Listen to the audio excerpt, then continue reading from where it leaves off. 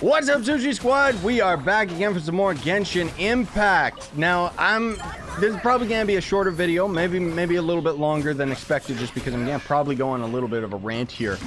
You'll have to pardon me while I'm just doing commissions and doing stuff in the background, but today I wanted to talk about what little I can in relations to the 1.7 update, which is going to be related to Inazuma and so on and so forth. Most of all, I can just give you guys release dates as well as my planned videos for when the developers end up having their live stream, and I'll end up talking about the release date of that as well. But most of all today, I wanted to focus on the fact that I want to let you guys know that the Genshin videos might slow down over this week, because for some weird reason, it seems that MiHoYo they messed up.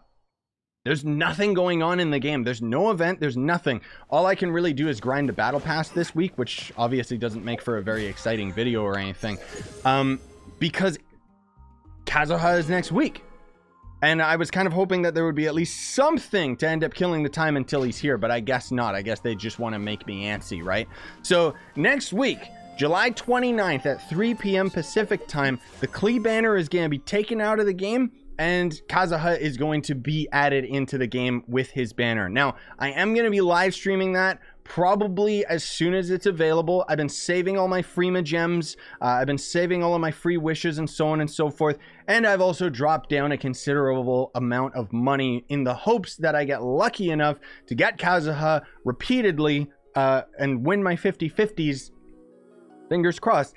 To get him to C6. I'm really hoping that I can. And the funny thing is that this week I ended up actually fighting Ajdaha, and I now actually have enough materials to fully crown Kazuha. So this is the one character where I have absolutely everything for him. Not only can I get him to level 90 day one, I could technically end up getting him to C6, because I'm going to keep pushing and hopefully end up getting him to C6 unless I get really unlucky with my rolls.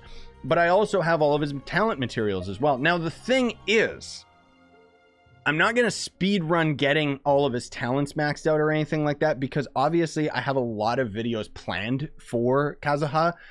More particularly, I want to make build videos and talk about, like, I'm all in with this character, not only just because I'm stoked about him, but also to, also because I know so much about this character, because I'm so excited about it. I want to have tons and tons of different videos covering all different aspects of him so that you guys have a realistic comparison. So I'll probably end up getting him to level 90.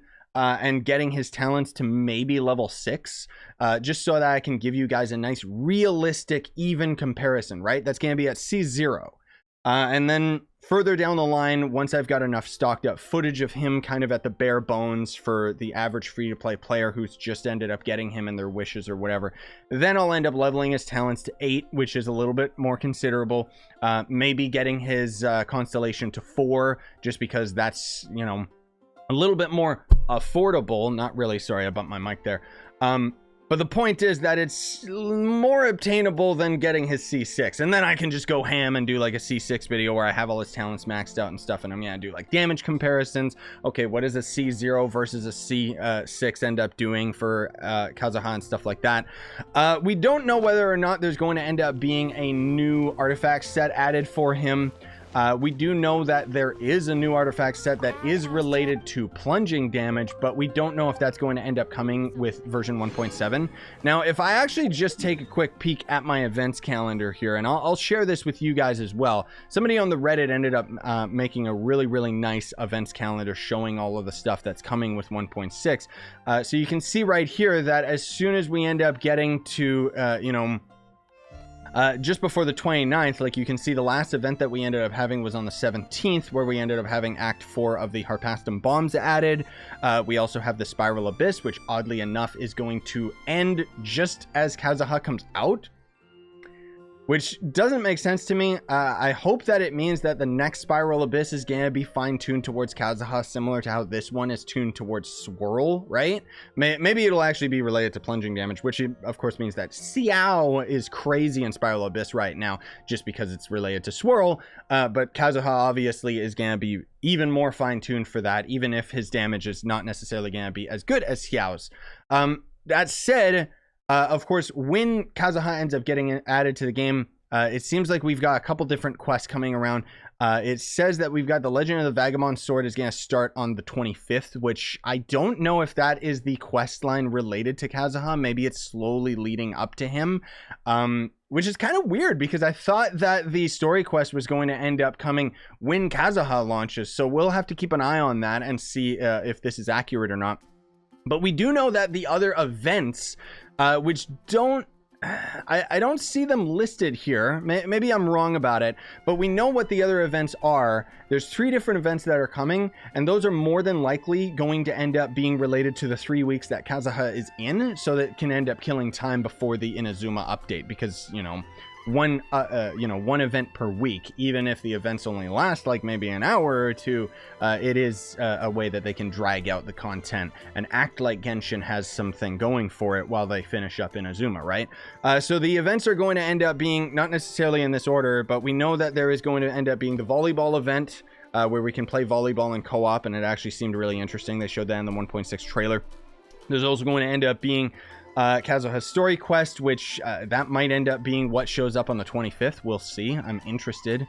And then there's going to end up being the Never-Ending Tides, which is basically fighting a bunch of enemies in the archipelago with the Klee bombs, which seems like it could end up being a lot of fun. And then there's going to be the Hypostasis Symphony event, which obviously that's not what it's called, but me and my friends always refer to it as that because that was the first event that was added to the game where it had, damage modifiers and stuff like that that you could apply to a boss as you end up going into a customized domain or a limited time dungeon. That's going to end up happening as well over this 3-week period after Kazuha is added, and we're going to be able to fight a cracked Magukenki, a Geovishap, and Oceanid, if I'm not mistaken. And those are going to end up having obviously multiple damage modifiers and health related modifiers and stuff like that that are going to end up making it really, really annoying.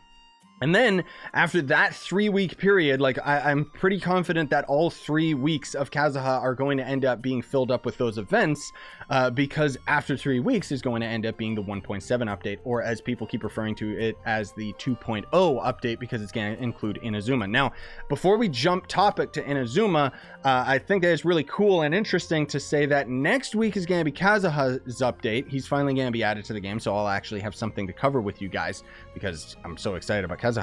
But here's the funny thing is the week after, we actually are going to end up having the developer live stream that is going to be showing off Inazuma. That's going to be July 9th at 9 a.m. Pacific time. That's the English dev stream. There's going to end up being the Chinese dev stream, which is usually like a couple hours, if not a day before. But obviously I don't really care about that because I don't speak Chinese.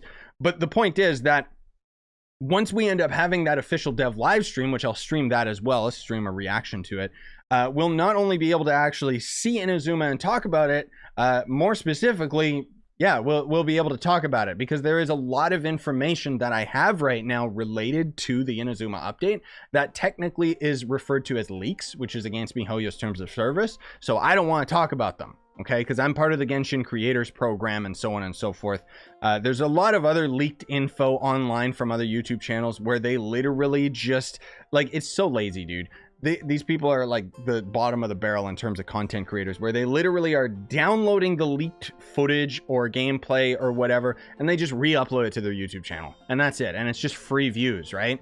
I mean, I'm kind of stupid for not doing it, but I'm a good boy. I play by the rules. So as soon as the dev live stream finally talks about Inazuma, that is when I can finally just start sharing all of the information with you guys in terms of Ayaka's character abilities, how you're going to build her and get ready for her, how you're going to end up doing all the same things with Yoimiya. Which one thing that I can mention, just because this is, it's been kind of crept up from official channels where they have, you know, they've talked about Ayaka and Yoimiya. We do know that July 20th is going to end up being the Inazuma update. That's going to be at 8 p.m. Pacific time. If you end up seeing any dates online that say it comes out on the 21st, that's because that's China time, which they're a day ahead of us, right? So that's why. But for us in North America, we're getting the update on the 20th. And with that, we're going to have Ayaka as the first banner. So it was speculated that it was going to be Yoimiya first, but now we know that it's going to be Ayaka first, which does make sense because we do know, it's not necessarily a spoiler to the story or anything like that. Keep in mind, I don't know any spoilers towards the story, because although there are leaks of Kazuha's story quest and some stuff related to Inazuma, I completely unsubscribe from that stuff, because as much as I'm all about seeing spoilers of the new area, which, God, Inazuma looks beautiful, guys, and seeing like the new characters and their abilities and so on and so forth, I am not at all interested in seeing anything related to the story. I want to be able to have a genuine reaction to that myself firsthand with you guys on stream, or just a recorded video or whatever. But my point is that even besides all of that stuff, we know that Kazuha is going to be kind of our introductory to Inazuma. We do know that he knows Ayaka, and I kind of had a suspicion that Ayaka was going to be the character that was going to bring us into Inazuma. And it kind of makes sense, because there's going to be 3 different islands for Inazuma, and we already know that one of the islands has Ayaka's house, which is probably going to end up being one of the starting areas of Inazuma when we first end up landing there. Either way, it makes more sense for Ayaka to be first, also because MiHoYo wants money, and they want to bring players back to the game, and Ayaka is a character that will bring players back to the game. As far as gameplay is concerned, I mean, if I give you guys a quick little feedback on Ayaka without sharing any footage of her or anything like that, I am not interested in her character at all. She looks really, really boring. She looks kind of like... I'll say this. She was a character that was way, way back in the game's development, and way originally, like, we've seen leaks of her, like, I think, like, the first week of Genshin, because her character is that old in its development. And with it, she kind of looks like a cryo version of Diluc. Not really anything super interesting with her character. And although they've buffed her like crazy and made her abilities way stronger, generally speaking, her gameplay looks to be the exact same as what I'd seen in the beta, where it doesn't seem like they're not overhauling any of her abilities, is basically the point that I'm trying to make. So her gameplay might end up being very old in the way that it feels. But anyways, I don't mean to ramble more than I need to, and I most certainly don't want to end up talking about something that I'm not supposed to be able to talk about, right? So you can expect a lot more information on Ayaka and Yoimiya after the developer live stream on July 9th, but you can get really, really hyped for Kazuha next week, because I'm going to be covering pretty much everything about him. And if you just so happen to be new to the channel, you can always subscribe for more of that, because I do have a lot of stuff that I'm going to be covering with Genshin. Maybe this week I'll end up putting out some other character builds of some of my other existing characters, but I don't know. I mean, generally I'm just taking it easy and just grinding up the battle pass and stuff like that. You know how it is. Thanks for watching, though, gamers. Really appreciate it. Have a good day. Bye-bye.